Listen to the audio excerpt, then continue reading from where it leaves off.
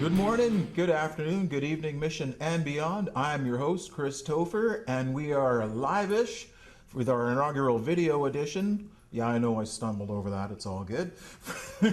We are live-ish from Mnet TV studios in the heart of beautiful Mission, British Columbia.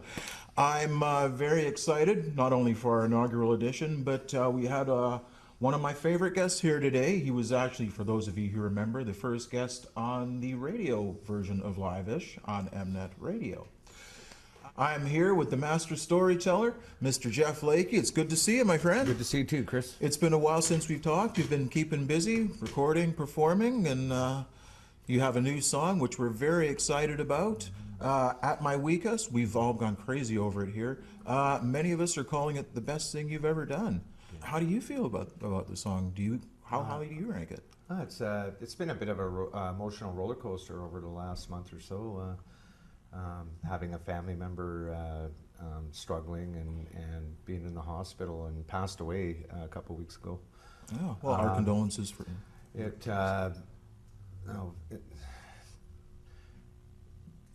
It was very inspirational being able to be with him and support him while he was going before he passed away, and was able to spend some quality time with him without the family. It was he was a man who was a friend of my family, and he was very concerned about his kids, and he knew that he wasn't for this earth much longer, and he shared some of his wishes that he would like, and one of the ones was for me to help his sons, and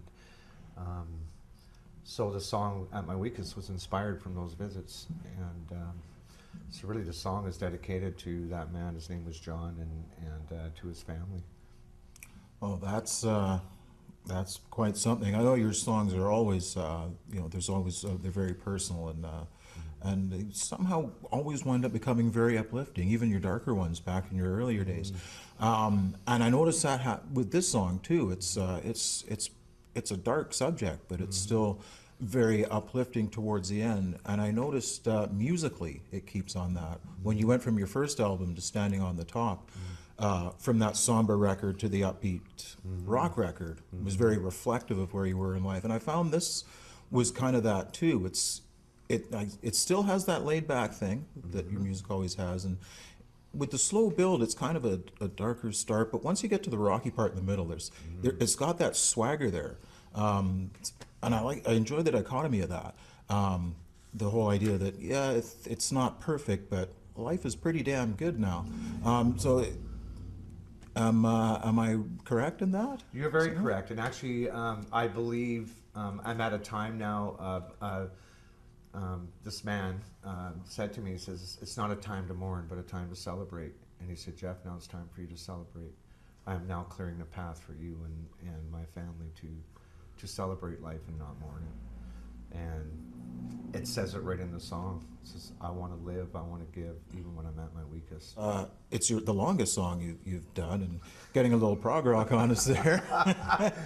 But it's still very laid back, but it's got that epic rock sort of feel. So was that a conscious decision to kind of balance out a dichotomy of it like that? I want to be clear. I got a lot of people ask me, like, "Jeff, you're the 3.5-minute song guy." And I just want to be honest about it. I was at work. I work for a company, KG Industries, which dealing with steel, custom steel axles, and I spent a lot of time in the paint booth. And I was in the paint booth a couple of weeks before this man passed, and I was thinking about him, and all of a sudden I started to hear this music in my head, and I thought, there was no words to it, it was just music. And so I actually recorded the music first, and not understanding what the music was for, but I knew I had to record it because I could hear all the parts. So I did that first, and then the words came shortly before his passing, and then they dropped in right into the song, and it was just, it was quite for me, it was a very, you get that clear moment, in a song. Well, it was very clear. It's almost like a predestined sort of feeling. Yeah, it was. Like it was just meant to be. It was, and you know what? And the family's now heard the song, and they feel really good that something came out of the tragedy, and they're so inspired by it. So now they're listening to it every day. Well, that's good though. This song, is this a standalone song, or have you got more? Are you working on an album? Oh, actually got 3 more. I brought them to you guys today, and you guys have them. I got a song which was co-written by another musician I met 7 years ago, and it's called Your Life, and it's a new release. You guys got it today, and it was a gift from one of the musicians I met back in my days when I went through my issues in my life, and he supported me, and we put a song together, and now he can't play anymore because he had an accident at work, and he said to me, he said, do the song, Jeff, I'd really like you to do it. So he inspired me to go ahead with the song. So Your Life, it's a great song. It just talks about people going, you know what, it's an uplifting song because it doesn't matter what happens in your life as long as you're okay with it, and that's all the song says. It's very simple. It's a good driving rock tune, and yeah. Yep, sometimes simple's all you need. I've been in the Okanagan for quite a few years, and now I'm working for a company up there, and a lot of people are listening to MNet Radio up there now, and we're following your program every day on a daily basis, and and there was a message I was told to bring down and send to you guys is when's Melvin coming out of the closet?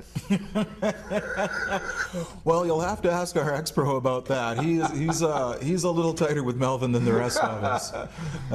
They love Melvin. They're just wondering when he's coming out of the closet. They love Melvin. Well, we're going to do what we can to help Melvin with his issues. Good, we need some. But I wanted to touch on something that you've done recently. Because we've mentioned you're inspiring people and helping people. When you're not writing and performing, you work very closely with troubled youth. You work with the disabled, and recently you got to perform for Special Olympics. So how did that come about? And I'd love to hear a bit about your experience with that. Yeah, actually, it was about 8 years ago. The South Okanagan Special Olympics Committee they hold awards events every year, and they used to bring a CD player, and they were kind of like they were getting tired of it. So they heard my name and heard that I did solo performances. So they asked me to come and play a show for them, and what I did is I brought simple cover songs, backing track stuff, and just went and played there one time, and then all the kids wanted to come on the stage, and so I started to bring them up, and I said, "You're on the tambourine, you're on the bongo," and that's fantastic. So we would put on a show all for 2 hours, all the kids, and so I've been doing that for about 8 years. Current just did one for them recently, and actually I gave them the rights to one of my latest releases, We're All the Same, and now they've used it in a music video for their special needs group. I've seen the video. I've seen it posted. I know it's posted on your Facebook page. Where else can we find that? Didn't see the video. Do you know? The Summerland Community Support. If you Google Summerland Community Support, you can search videos. And how was the experience of playing there? Totally rewarding. I mean, having 100 youth, special needs youth, surrounding the stage, and waving their hands and clapping their hands, and knowing that it doesn't matter if you make a mistake. Yeah. They love you for being there. And I was like, I could hit the wrong chord, and they'd all go, yay! And because they just love music, and they're non-judgmental. But then having them come on stage and join you, and I actually have one, and I do like to mention this young man. His name is Lou, and he's always dreamed about playing guitar. And when he came on stage and he was playing the tambourine, and at the end of the song, he looked at me and he says, "Jeff, can I play your guitar?" I said, "Do you play guitar?" And he goes, "Well, no, but I would like to play." And I said, "That's fine." So I took my electric guitar off, I hung it around him, got it all set up, and the whole place was staring. And I said, "Okay." He goes, "What song are we doing?" I said, "Born to Be Wild." And we turned on Born to Be Wild, and I showed him. What I did is I stood beside him, and I showed him the strings he needed to play. And I actually learned a tool to help the kids make them sound. I mean, for some never played guitar before, but I could turn the mute button on and off for solos. Right. So when I go, "Now it's Lou on guitar," and I'd hit the button, and he'd be like, and the place was like, And so he became a star.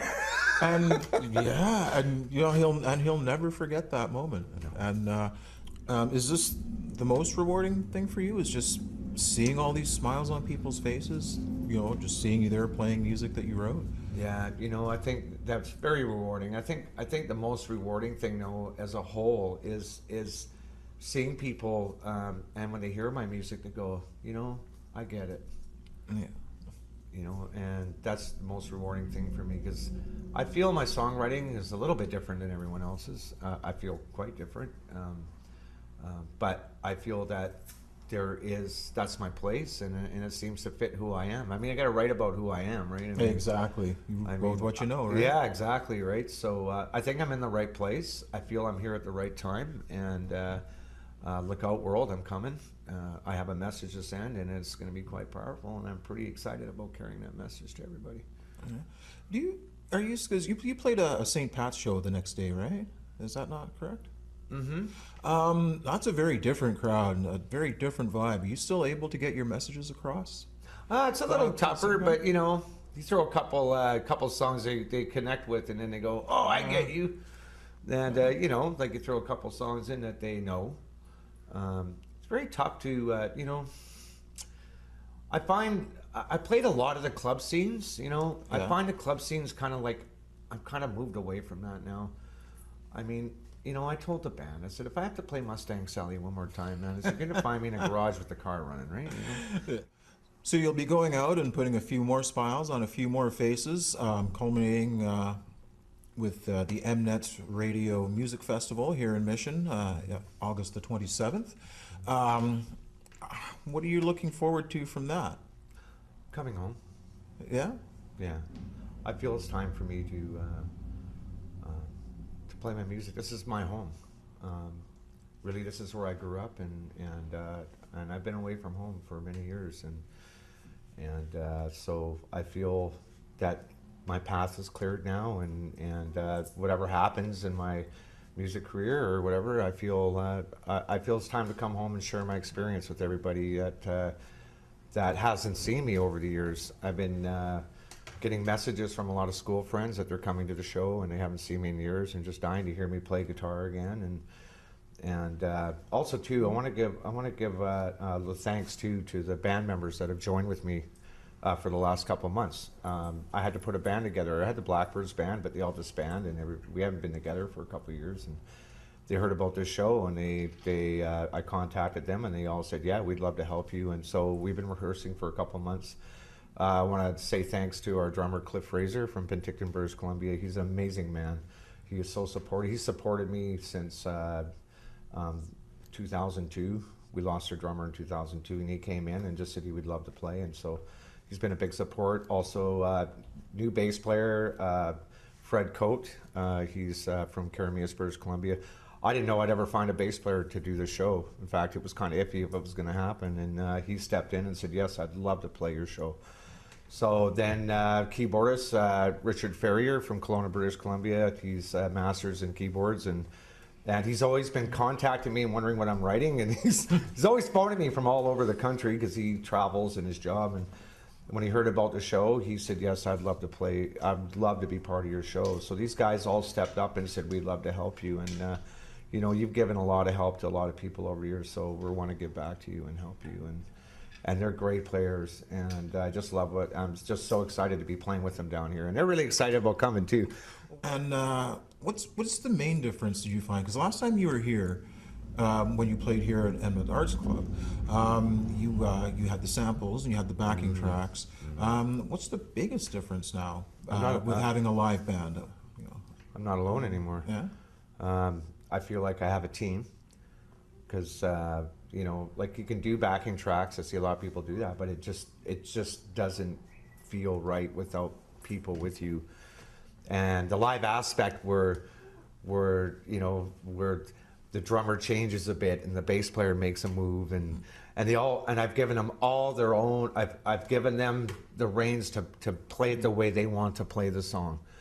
I'm not the guy that says you got to play it this way. It's like, so play it like Fred would play it. They adapt it to their own styles. Yeah. So So we're gonna have a little something a little bit different. A little different, yeah. a little more powerful, a little more edgy. Yeah, it's a lot of fun. Actually, it's given me opportunity too, because there's some instruments I'd like to play and I couldn't play as with the backing track. It's just with the band, and it's like, but they all believe in my music because they all came forward and said, "These are my songs. This is what I say in them. You know, be willing to play them," and you know, and they play them with their heart. They go, "You know what? I love every song," and they love the message in every song. They go, "I think this is right." For some reason, they feel that this is right and this needs to be done. I don't know. I got people who believe in me, and I'm like, that's amazing. Well, we're very much looking forward to having you here when you come and play with us here at the Mnet Radio Music Festival. Do you have any other gigs, any other projects coming up that you'd want to plug and let us know about? Yeah, we're talking about doing a dress rehearsal for the show in Kelowna. We've been possibly offered doing a show for the homeless and a free concert. And that hasn't been confirmed yet, but right now we're totally focusing on the show down here. We want it to be tight, solid, and exciting. And yeah. Well, we've seen you perform in the past. We would expect nothing less. My thank you for showing up, coming in to sit down, Jeff Lakey. Is there anything you want to say to our audience before we go? I just yes, exactly. Yeah, I want to thank all the listeners at Mnet Radio for supporting my songs and my music and listening. My family and my friends in the South Okanagan who are listening and supporting my music. Also, I really want to send a big thanks to the staff at KG Industries who have been supporting me with my music and supporting Mnet Radio, listening at lunchtime to the music and yeah, it's been a really emotional ride for me. You know, going to a place of work. So I just want to thank KG Industries for taking me on and giving me a job when I needed it the most. Well, I think they made a wise investment in you, I would say. And I'm going to ask one small favor. I'm going to play the buddy card here. Now, we have a guitar sitting there next to you. You think we can send us out with a little snippet of something? Perhaps a little snippet of your latest song? Sure. Might we guess? All right, well, you're in for a treat now, ladies and gentlemen. We'll hope to see you at the Mnet Radio Music Festival. Catch us on Mnet Radio. And we leave you now with a little snippet from my guest, Mr. Jeff Lakey. Thank you so much for your time. You people out there, I thank you for yours. I'm Chris Topher. We have been LIVEish from Mnet TV Studios, and I leave you with Mr. Jeff Lakey, and I will shout at you again very, very soon.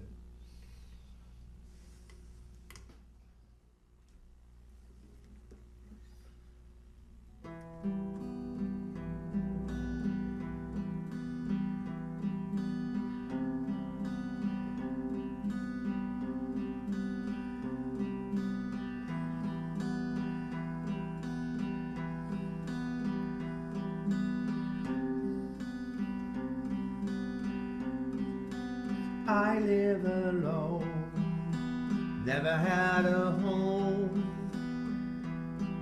What was I feeling? Another day, find my